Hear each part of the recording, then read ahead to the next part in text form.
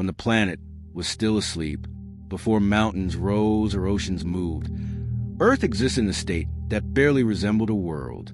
Nothing observed it, nothing recorded it, and nothing remembered it. This was a planet before awareness, before rhythm, before history itself. To understand this era, we have to look past everything familiar. Long before life or atmosphere shaped the surface, Earth functioned like a dormant engine, full of energy but lacking direction. This matters today because every system we rely on, climate, land, water, even time measured in days, emerged from a phase where none of that yet existed. Earth was not alive, but it was not inert either. It occupied a strange middle state, possessing all the ingredients for transformation, but lacking conditions to set them in motion. In its earliest quiet, the planet was defined by internal motion rather than surface change. Heat trapped from formation remained sealed beneath a thickening shell, slowly reorganizing the interior. There were no continents to drift, no oceans to circulate, no sky to moderate extremes. What existed instead was pressure accumulating without release. The energy that had been deposited during accretion and differentiation had nowhere to go. It could not radiate efficiently through the dense material above it, and it could not escape through a surface that offered no consistent pathways for release. The surface appeared calm compared to what came before, but that calm was deceptive. Beneath it, materials shifted, separated, and realigned under immense gravity. Heavy elements settled inward, lighter material floated upward, and boundaries formed that would later control everything above them. Earth was assembling its internal architecture in silence. This process of differentiation was not random. It followed the logic of density, with iron and nickel migrating toward the center, while silicates and lighter compounds accumulated above. The result was a planet organizing itself into concentric layers, each with distinct properties and behaviors. Nothing dramatic marked this phase. No explosions, no collisions, just time stretching forward while structure quietly emerged. The planet was not yet awake, but it was preparing to be. The absence of visible activity concealed the magnitude of what was happening internally. The foundations of every future geological process were being laid in this stillness. And when that preparation ended, the surface would never be the same again. This hidden preparation unfolded across spans of time so vast that change became almost invisible. While the surface showed little sign of activity, the interior slowly differentiated, settling into layers that behaved differently under pressure and heat. The core grew denser and more defined, while the mantle above it remained restless, storing energy that could not yet escape efficiently. The boundary between core and mantle sharpened into one of the most consequential interfaces in the planet's structure, a border where the behavior of matter changed fundamentally and where the dynamics that would eventually drive surface transformation originated. Without oceans or atmosphere to redistribute heat, the planet relied entirely on its internal dynamics. Heat moved upward slowly, bending and softening the lower crust without breaking through it. This created a strange balance where energy accumulated faster than it could be released, turning the planet into a sealed system under constant strain. The thermal gradient between the deep interior and the surface deepened over time, building a reservoir of potential energy that would eventually demand expression. Gravity reinforced this condition.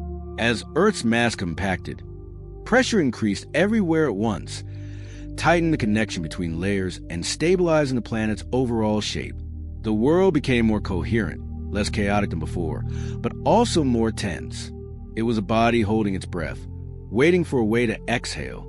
The gravitational compression also contributed to internal heating, as material packed more tightly generated additional thermal energy through friction and pressure alone. From the outside, nothing announced what was coming. The surface offered no warning signs, no visible fractures or eruptions large enough to reshape the landscape. Yet beneath that quiet exterior, thresholds were approaching. The materials that made up the crust were changing, becoming weaker, more flexible, and less able to contain what lay below. The rigidity that had sealed the surface was gradually yielding to the persistent pressure from beneath, approaching a point where containment would no longer be possible. This was not stagnation. It was compression.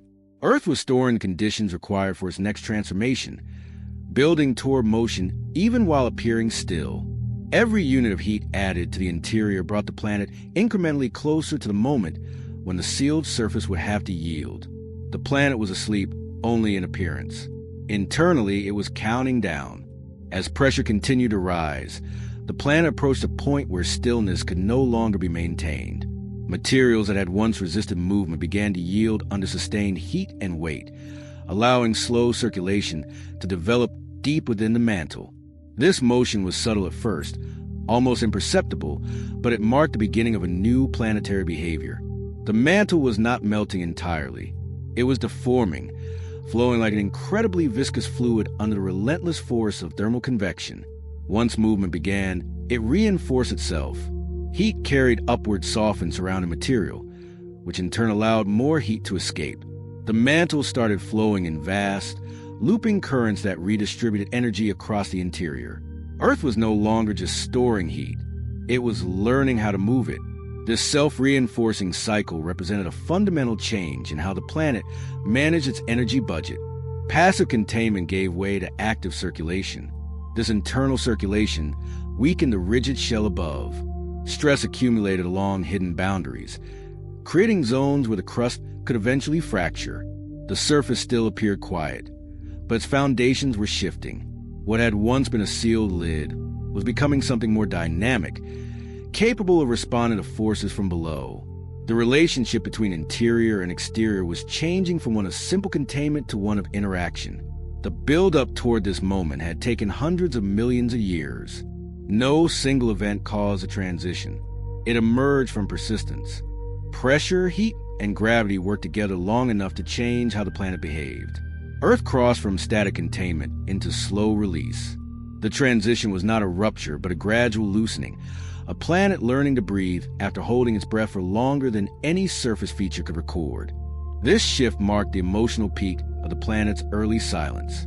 The world was not erupting yet, but it was no longer dormant. Energy had found a pathway, and that pathway would soon reach the surface. The stillness that had defined the planet's earliest phase was ending, replaced by a restlessness that would never fully subside. The planet was beginning to wake. The awakening did not arrive as a sudden rupture, but as a gradual surrender of stillness. Internal motion grew strong enough to fracture the crust in localized regions, allowing heat and material to escape in controlled, repeated episodes rather than catastrophic release. The surface began to change in ways that could be remembered. Each fracture became a channel. Each channel became a pathway, and each pathway became a recurring feature of the planet's emerging behavior. Volcanic activity became more frequent, not as isolated explosions, but as a persistent condition. New material reached the surface, cooled, and remained long enough to alter the landscape instead of vanishing immediately. The planet was no longer resetting itself completely with every change. It was accumulating form. Each layer of cool material added to a growing record of internal processes, a geological memory written in basalt and silicate. This marked a decisive transition. Earth had moved from a world defined by hidden tension into one capable of expressing its internal state outwardly. The surface became a record of processes unfolding below, linking deep interior dynamics to visible change. A relationship formed between what Earth was and what it appeared to be. For the first time, the planet's exterior reflected its interior, creating a correspondence that would deepen over billions of years. The resolution of this chapter lies in that connection. Once the surface could respond to internal motion without collapsing, the planet gained a new kind of continuity. Change became layered. History could begin, even if no life existed yet to witness it. The planet had crossed from silence into expression, from dormancy into activity, from a sealed system into an open one. Earth was no longer asleep. It was aware of itself through motion, subscribed to join the journey.